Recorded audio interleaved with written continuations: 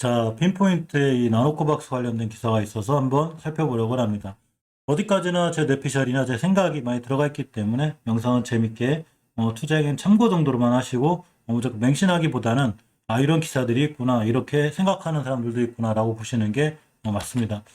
나노코박스의 비교 임상 방법을 택했다, 이런 얘기들이 들리고 있습니다. 쭉 기사들을 읽어보면, 자, 네이버의 핀포인트 뉴스 나노코박스 치면 관련해서 출처 나오고 있습니다. 김성기 기자님의 이제 기사가 되는데, 자, 이 나노코박스의 승인을 두고 국내적으로 관심이 뜨겁죠. 해외에서도 많은 관심을 갖고 있고, 우리나라에선 또 HLB가 MOU를 체결하면서 더더욱 HLB 투자한 분들에 대해서 깊은 관심이 있습니다. 자, 일각에서는 나노코박스 임상 방식을 두고 비교 임상의 방식으로 진행되면 전 세계 수출이 어려울 수 있다는 이런 전망이 있다는 이런 관련 기사인데, 너무 걱정하고 그렇게 하기보다는 저렇게 생각하는구나, 저런 기사들도 있구나 라고 이 정도로만 보시는 게 맞습니다. 이 제약업계에 따르면 현재 나노코박스가 임상 3상 중간 결과에 대해 베트남 윤리위원회 승인을 받은 상태까지 알려졌죠. 나노젤의 3비상 지원자 1만 2천 명의 나노코박스 1차, 2차 접종을 모두 마친 상태고 28일 간격으로 이에 접종하는 방식을 선택하고 있습니다. 이 3회 이상 보고서를 보면 나노젠의 3회 이상 보고서에 따르면 나노코박스를 투사한 피험자의 100%가 30%의 임계값을 초과하는 대리중화 항체를 보유했습니다. 특히 투약 후에 일부 지원자들이 경미한 이상을 반응을 보였으나 신속하게 안정을 찾으며 비정상적인 사례는 확인되지 않은 굉장히 좋은 효과를 보이고 있습니다. 긴급 승인을 지금 신청하려고 하죠. 자, 13일 전반톤 베트남 보건부 차관은 국내 백신과 허가를 받아 사용 중인 핵심 백신과의 대조연구, 즉 백신 대조연구를 진행해서 오는 20일, 얼마 안 남았죠. 23일 남았는데 이를 발표한 예정이라고 합니다. 국내에서 생산된 백신이 WHO의 기준을 충족하면 WHO까지 긴급 승인을 신청할 것이라고 합니다. 이제 택한 방식이 이제 비교 임상 방식이라는 얘기인데, 자, 일각에서는 나노젠이 나노코박스 임상 3상을 비교 임상의 방식으로 진행하는 것 같다는 얘기를 내놨고, 비교 임상 방식이라는 게 기존 허가된 백신, 그러니까 기존에 허가가 되어 있는 백신과 대비했을 때 효과, 안전성을 비교하는 방식을 말한다고 합니다.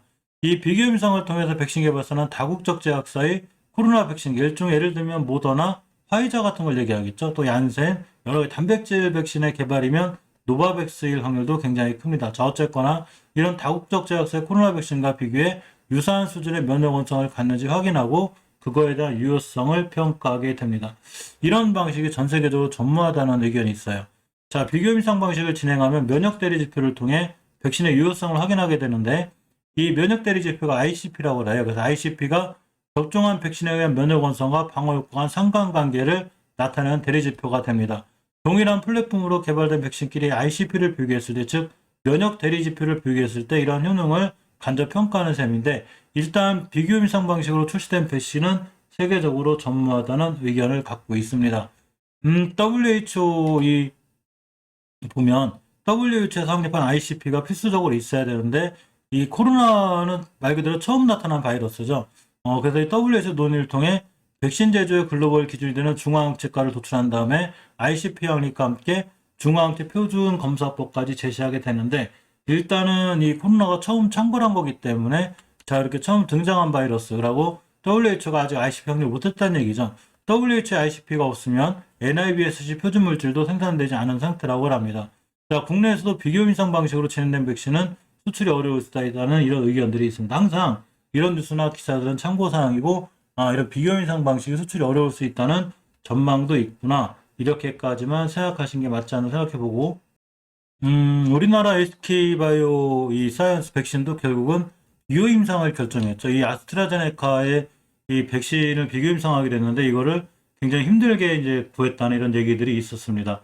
자, 더 중앙 경제의 출처고요.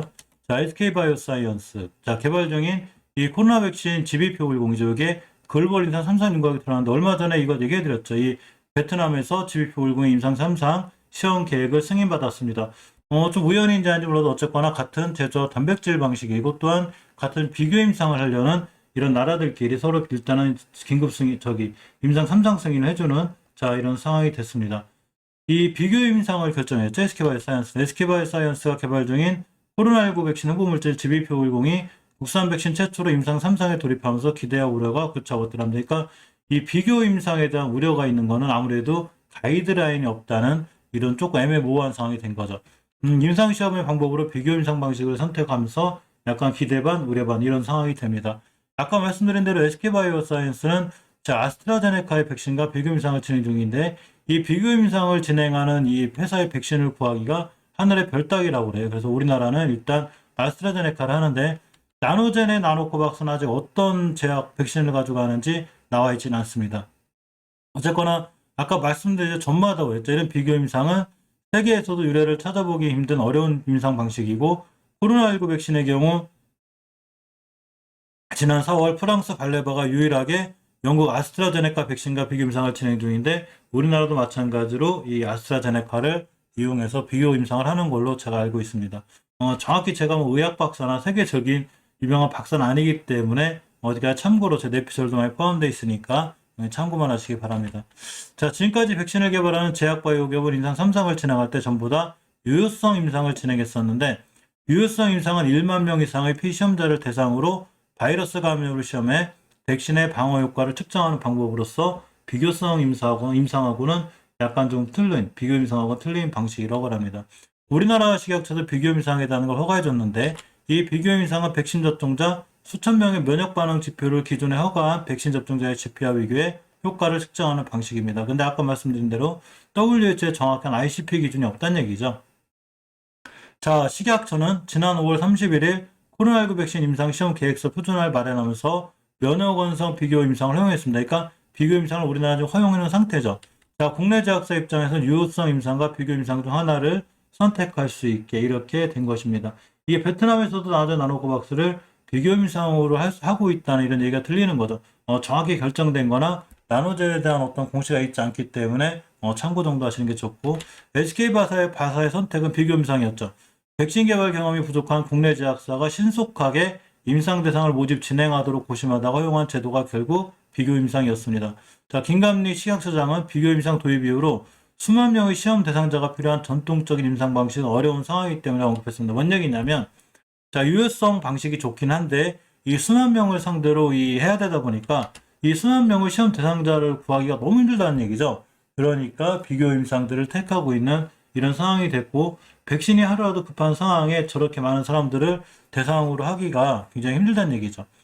자, 이 이후 셀리드 유바이러스 우리나라의 전원생명과학 등 일제히 비교 임상을 추진하거나 검토한 걸로 알려졌고 SK바사도 마찬가지로 아까 말씀드린 아스트라제네카가 개발한 코로나19 백신과 GBP510을 비교 임상하는 시험을 하고 있습니다.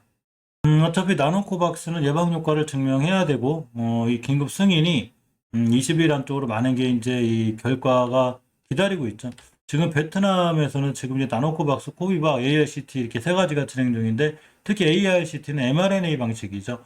자, 이 12일 날, 지난 12일에도 이렇게 회의를 거쳤고, 이제 막바지에 이르면서 이제 20일 날 모든 걸 기준을 세우고 발표를 하려고 하는데, 현재 HLB가 주가가 조정을 많이 받았다가 예전에 이 바닥을 그리다가 거의 한 100%대, 110%대 올라가고 조정을 받고 다시 날 급등하면서 옆으로 가는 좀 박스권 이렇게 될 수 있는 확률이 있다고 그랬는데 어쨌거나 이 목요일장에 꽤 크게 급등했고 하루는 쉬어가는 분위기가 됐습니다.